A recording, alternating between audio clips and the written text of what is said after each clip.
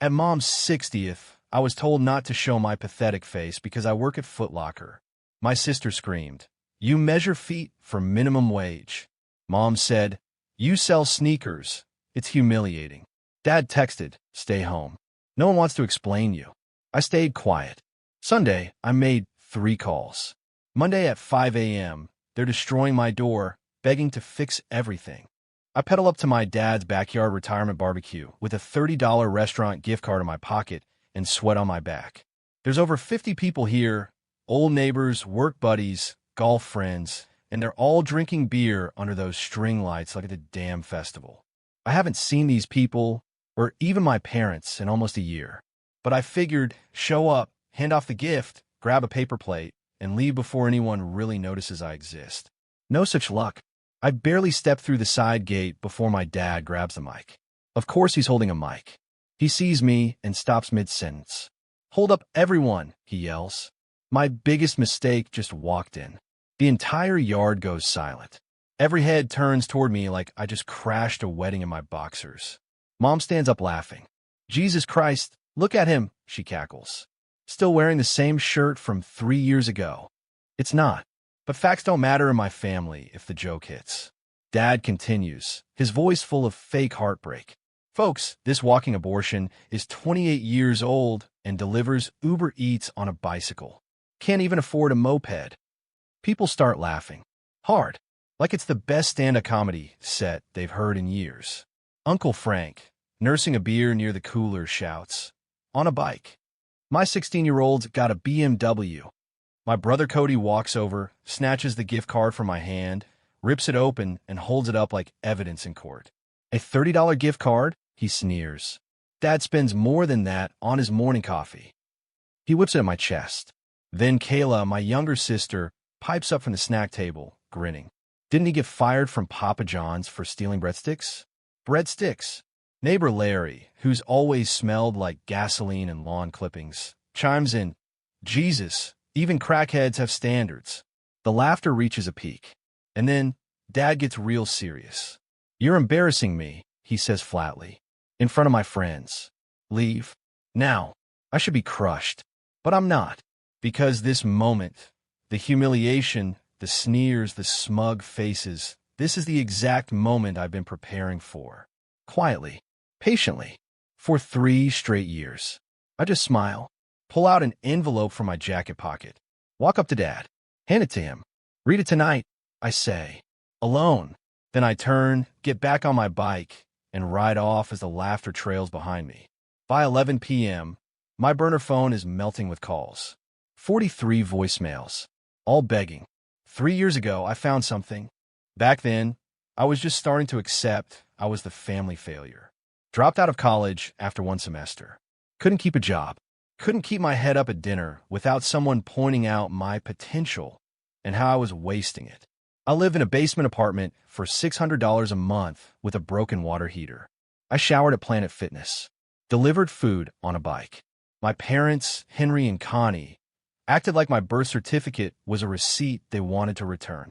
Cody, finance guy, drives a Tesla, lives in Liberty Lake with his wife and their golden doodle. Kayla, marketing, I think. She has a condo downtown with a balcony and those fake-looking plants on it. They're everything Mom and Dad ever wanted in kids. I was the ghost they forgot to finish raising. But then I was cleaning out a box of old crap one night and found a folder from Grandma, the one who lived in that exact house there and now. The house I just got kicked out of. In that folder, a copy of her will. The same old Dad said not to worry about when she died 9 years ago. Except I read it, and it said something that changed everything. The house wasn't left to my parents. It was left to me, Cody, and Kayla, equally, as tenants in common. My parents had a life estate, which means they could live in it until they died, but they didn't own it. Not fully. We did, which meant that any one of us could go to court at any time and force the house to be sold. It's called a partition sale, and it's legal. 1 signature, 1 person pushing. That's all it takes. And I decided that person was going to be me. Call to action. What would you do if your family treated you like garbage for years, then needed your help? Let me know in the comments, and don't forget to like and subscribe for part 2. After I rode away from the party, I went straight back to my little basement apartment in East Spokane. It was hot, humid, and smelled like bleach and old carpet. I sat on my mattress, turned my phone to silent, and just stared at it as it lit up with call after call. My dad, then my mom, Cody, Kayla, voicemail after voicemail. I didn't listen right away. I already knew what they said. I already knew how this would go, because I had rehearsed it all. 3 years ago, after I found Grandma's will, I started researching. I spent weeks learning about property law, tenants in common, life estates, and partition sales. I joined online forums. I asked questions. I made calls. And eventually, I found a lawyer in Spokane who specialized in quiet title and partition actions. I scheduled a consultation and showed him the copy of the will. He looked at it for maybe 20 seconds before nodding. "You have a case," he said. "A strong one." I asked him how much it would cost. He said if I did most of the legwork myself and only needed help with filing, we could do it for under $5,000. I thanked him and told him I'd be in touch. Then I started saving. I picked up extra shifts. I lived even cheaper. No takeout, no clothes, no abras, just rides, tips, and quiet nights. I let them believe I was stuck. I let them believe they were right. Because every time they looked at me with disappointment, I felt a little stronger, a little more focused, a little more dangerous. They thought they were mocking a loser. They had no idea they were training an assassin. I made 2 phone calls the week before the retirement party. First to Cody. "Hey," I said. "Oh, yeah." He sounded surprised I was calling. I told him what I found. The will, the ownership, the plan. He was quiet for a long time. Then he said, "You're being ridiculous." "No," I said. "I'm being precise." He tried to argue. Said I was bitter. Said I was blowing things out of proportion. I reminded him that our parents had refinanced the house twice, borrowed against it, remodeled it, all without asking us, all under the lie that it was in trust. He told me to drop it. I said he could either join the action and get his share, or do nothing and get left behind. He hung up. Then I called Kayla. Same story. Only she cried. She told me I was going to ruin the family. I told her they'd been ruining me for years and no one batted an eye. She said I was being selfish. I said I'd been selfless long enough. She hung up too. I knew neither of them would join. Not yet. They still needed one final push. That party was it. That envelope? It had a letter drafted by my lawyer. It spelled out everything. My right to petition, the legal precedents, the notices that had already gone to Cody and Kayla, and a simple fact. They couldn't stop me. The house was going to be sold. They were going to lose it, and there was nothing they could do. At 9:47 p.m., my phone started buzzing again. "Dad." 9:51, Mom. 9:55, Kayla. I turned the screen over and let it buzz itself stupid. By midnight, I had over 40 voicemails. I listened to the first 3. The first one was tight voice panic. "We need to talk," Dad said. "Right now." The second one was angrier. "You're making a huge mistake. You don't understand what you're doing." The third one was something else. He sounded like he was on the verge of tears. "You're destroying this family. Is that what you want? Is that really what you want?" I smiled, because finally, yes, it was. The next day, my lawyer called. He said he'd received calls from my parents' representatives, their lawyer, their financial advisor, even Uncle Frank, the BMW uncle from the party. I told them all to go through me, my lawyer said. "You ready to proceed?" I said yes. We filed that afternoon.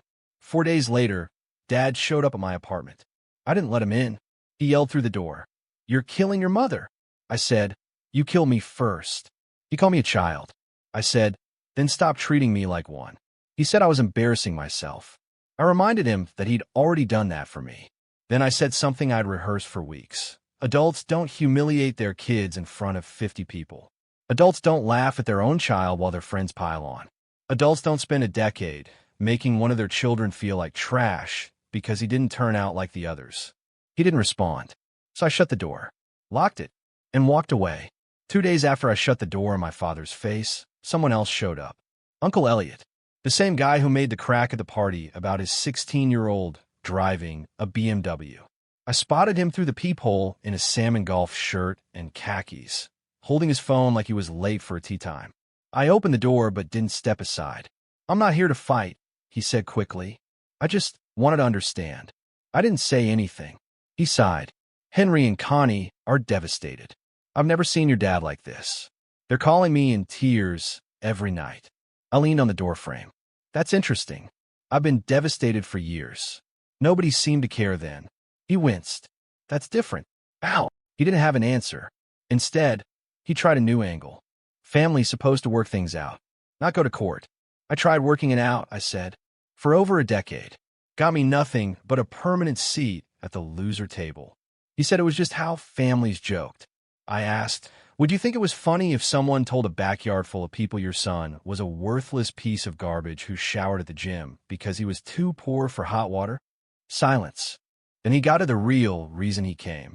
They're willing to pay you. I raised an eyebrow. How much? 20, maybe 25,000. I laughed. The house is worth over 800 grand. My share is north of 170. And you're offering me less than a used Honda? It's their home, he said. They've lived there 30 years. It's my property, I said. And they've spent 30 years making me feel like it wasn't. He left after that. Didn't even argue the legality. Which told me one thing. He already knew I was right. Cody came next. Different tactic. He showed up on a Saturday morning with bagels and coffee, like we were old friends reconnecting after a high school reunion. I let him in, mostly because I was curious how he'd spin it. He started off calm. I get why you're angry. The party was out of line. Dad shouldn't have said those things. I didn't interrupt. But this isn't about the house, he said. It's about your pride. You're trying to punish them for hurting your feelings. That one got a laugh out of me. Let me ask you something, I said. Do you remember our last Thanksgiving together? He didn't. I did. I brought a store-bought pie. Mom sniffed at it. During dinner, Dad asked when I was going to get a real job. Cody offered to get me in touch with a warehouse. Kayla suggested I try online community college. Nobody asked if I was okay. Nobody asked if I liked my life. They just spent 2 hours poking holes in me. That's what this has always been, I said. Not help. Judgment. Cody leaned back and tried a new angle. Even if you're right, forcing them out of the house is extreme. They're getting older. Mom's been crying. Dad's not sleeping. You're making them sick. I nodded slowly, and I spent 10 years sick with shame. So what's the difference? He frowned. You're hiding behind legal loopholes. I pulled out a printed copy of the will and shoved it toward him. This isn't a loophole. This is law. I'm not doing anything illegal. I'm doing what's mine by right. He asked what my number was. What? Everyone has a number, he said. If they offered you 50 grand, would you walk away? I shook my head. I already turned down 25. So what's it going to take? There is no number, I said. This is happening. He left angry. But I noticed something. He didn't tell me I couldn't. He only told me I shouldn't. That meant he'd talked to a lawyer of his own. And he knew I was right. Then Kayla went nuclear. She posted on social media, vague at first, but obvious to anyone who knew us. Some people hold grudges instead of choosing forgiveness, she wrote. It's heartbreaking to watch someone destroy the people who raised them. The comments rolled in fast. You deserve better. Stay strong, girl. I'd never do that to my parents. She didn't name me. She didn't have to. People knew. I wanted to respond so badly. Wanted to post the whole will. The court filings. The breakdown of the mortgage they took out on our inheritance to send her to college. But I didn't. My lawyer had warned me. Anything I posted could be used in court. So I stayed quiet. Let her play victim. Let them all squirm. Because the hearing was coming. And I knew something they didn't. It was going to be the beginning of the end. 2 weeks before the hearing, my lawyer called. They filed a motion, he said. I already knew what that meant. They're trying to block the petition? Yep. Claiming the life estate protects them. That forcing a sale violates their right to remain in the home. Does it? Nope. The law's clear. The life estate lets them live there until the house is sold. But it doesn't prevent the sale. It just gives them a portion of the proceeds based on their life expectancy. So what does this motion do? Delays things. Maybe 2 to 3 months. That's it. I sat back in my chair, staring at the ceiling fan spinning above me. The delay didn't change the outcome. It just dragged it out. They're stalling, I said. They're scared, he corrected. Then Cody texted me. We need to talk. Urgent. I ignored it. 10 minutes later, another text. They used the home equity line to pay for my grad school and Kayla's undergrad. I called him. You serious? I asked. Yeah, he said. Mom told me. They took it out 7 years ago. That's where the money went. My stomach twisted. 7 years ago, I was bouncing between jobs, trying to scrape together rent for an apartment with a mold problem. I couldn't afford college. Took out a loan for that one semester, I dropped out. And all the while, they were using my house, my share, to pay for Cody's MBA and Kayla's bachelor's in communications. You know they never offered to help with mine, I said. He was silent. Not once. Never even asked how I was paying for it. I didn't know, Cody said. I swear. They used my inheritance, I said slowly, to fund your future. And now you're telling me I'm the one ruining the family. He tried to say something. I hung up. Then I called my lawyer. He said it wouldn't change the court's decision. Debt still came off the top before the split, but it could be useful if they argued hardship. They created their own hardship, I said, by stealing from me. A few days later, I was at the grocery store picking out tomatoes when I heard her voice behind me. Jet. I turned around. My mother was standing there in sweatpants and a t-shirt, her hair unbrushed and dark at the roots. She looked like she hadn't slept in a week. We need to talk. I kept picking out vegetables. You can't ignore me. I'm not, I said. I just don't have anything to say. You're killing me, she said, her voice cracking. I can't sleep. I can't eat. I wake up every day thinking about losing the house. I turned and looked her dead in the eye. That's funny, I said. I spent 10 years waking up thinking about how worthless my own family thought I was. That's not fair, she snapped. No, I said. None of this is. And she said something that made me stop.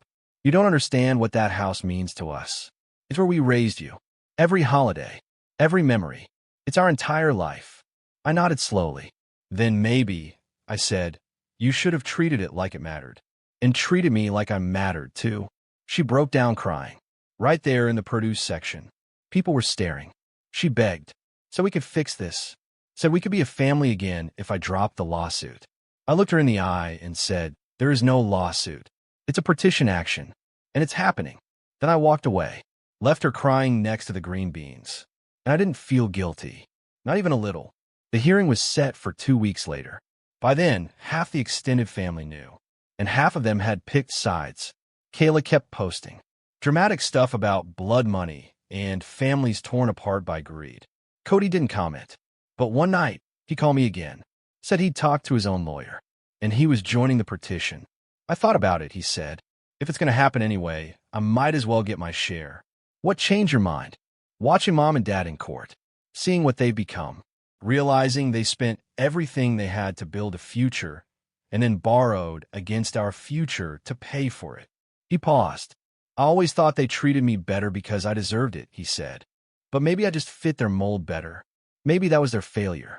Not yours. I didn't know what to say. It wasn't an apology. But it was something. Kayla found out when the papers were served. She called me screaming. You turned him against us, she yelled. You poisoned him. No, I said. He just finally looked at the truth. I hope you're happy, she spat. 2 against 2. You split the whole family in half. You're not stuck, I said calmly. You could join us. Get your share. I'd never, she said. Some things are more important than money. Easy to say, I replied, when they already spent my share on your education. She hung up. My parents showed up at Cody's place the next day. Cody told me everything. Mom begged. Dad yelled. Mom cried. Dad threatened. They stayed for 3 hours. Wouldn't leave until Cody finally threatened to call the cops. Dad said, go ahead. Let the world see what a failure of a son looks like. Cody called anyway. They left before the cops arrived, but the neighbors saw. Now everyone knew, and the dominoes kept falling. The day of the hearing, the air in Spokane felt heavier than usual. Thick, muggy, like something was about to snap. I wore a button-up shirt I'd gotten from the thrift store. Decent enough to pass in court. My hands were steady. My heart wasn't racing. I was ready.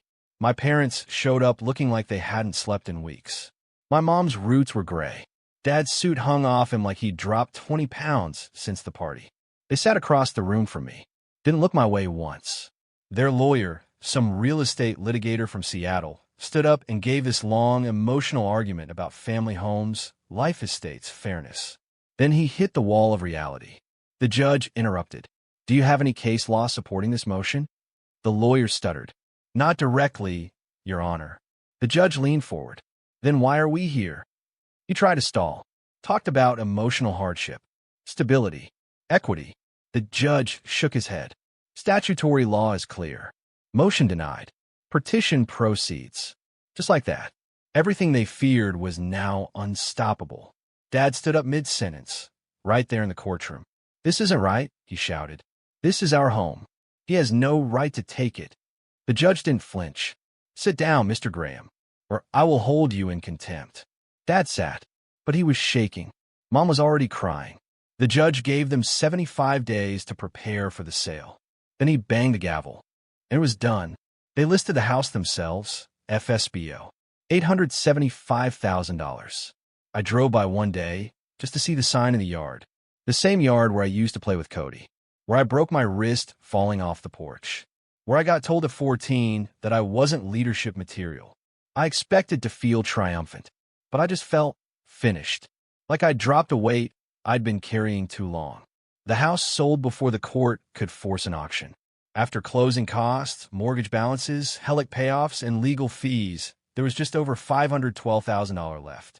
We each got $170,667.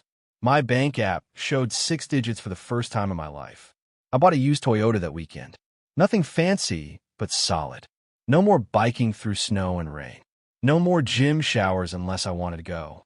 I moved into a better apartment. Real heat, clean water, actual sunlight. Still doing food delivery. But now, it's on my terms. Cody called me the day the money hit. He'd already opened investment accounts for his kids' college funds.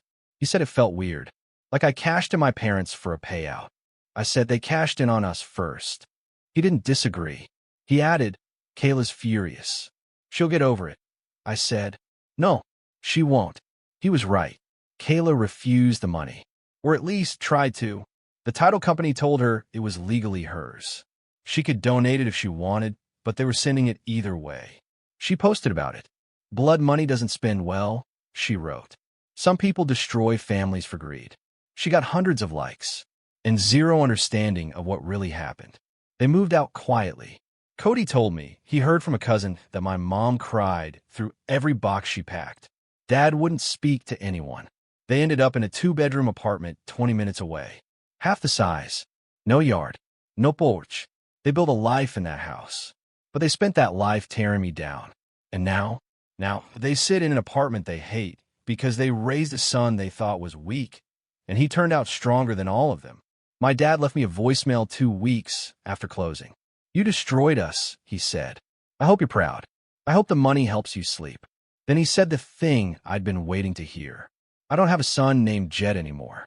Perfect. Because I didn't have a father named Henry, either. I ran into him at a hardware store a few weeks later. He saw me from a distance. Walked over. You look good, he muttered. Money helps. He flinched. Are you happy? I'm not miserable anymore, I said. You tore this family apart. No, I said calmly. You did that when you stood in front of 50 people and told them I was your biggest mistake. He stared at me. I walked away. Kayla still won't speak to me. Cody and I talk sometimes. There's a weird piece between us now. We're not friends, but we're not enemies either. We're survivors of the same wreck. Mom hasn't called again. Dad hasn't either. Uncle Elliot sent me one last text. You destroyed Henry's life. I hope you feel powerful. I didn't respond, because I do feel powerful. Not because I ruined someone else's life, but because I took back my own. 3 months ago, my dad stood on a patio, microphone in hand, and announced to a crowd of his friends that I was a loser.